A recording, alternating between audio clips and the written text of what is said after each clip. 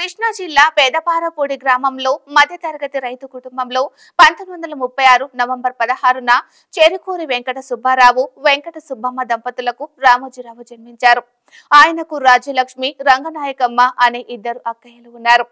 1947లో Gudivada municipal ఉన్నత పాఠశాలలో 8వ తరగతిలో చేరి 1951 వరకు 6th ఫార్మ్ వరకు చదివారు.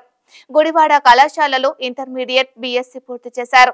అనంతరం ఢిల్లీలోని ఓ యాడ్ ఏజెన్సీలో ఆర్టిస్టుగా చేరారు. 19/8/1961లో తాతినేని రమాదేవితో వివాహం.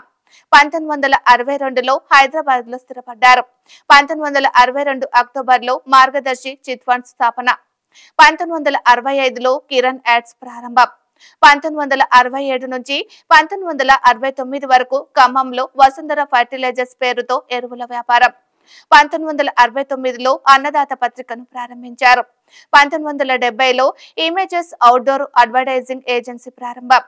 1972 నుంచి 1973 విశాఖలో డాల్ఫిన్ హోటల్ నిర్మాణానికి శ్రీకారం. 21/6/1980లో 3 స్టార్ హోటల్ గా డాల్ఫిన్ ప్రారంభం. 10/8/1974లో విశాఖ ఈనాడు దినపత్రిక ప్రారంభం. 12/8/1974లో మార్గదర్శి మార్కెటింగ్ ప్రైవేట్ లిమిటెడ్ ప్రారంభం. 1975 డిసెంబర్ 17న ఈనాడు హైదరాబాద్ ఎడిషన్ ప్రారంభమైంది. 3/10/1976లో సినీ ప్రేమికుల కోసం సితార పత్రికను ప్రారంభించారు. ఫిబ్రవరి 1978లో చతుర, విపుల మాసపత్రికలు ప్రారంభం. 9/2/1980లో ప్రియా ఫుడ్స్ ప్రారంభం. 2/3/1983లో ఉషా కిరణ్ మూవీస్ సంస్థ ఏర్పాటు.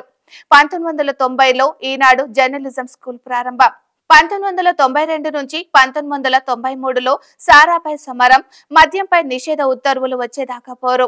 1996లో ప్రపంచంలోనే అతిపెద్ద చిత్ర నగరి రామోజీ ఫిలిం సిటీ స్థాపన. 27/1/2002లో ఈటీవీ ఆధ్వర్యంలో 6 ప్రాంతీయ ఛానళ్లు ప్రారంభం. 26/2002లో రమాదేవి పబ్లిక్ స్కూల్ ప్రారంభం. 14/4/2008లో సమాచార చట్టం కోసం ముందడుగు.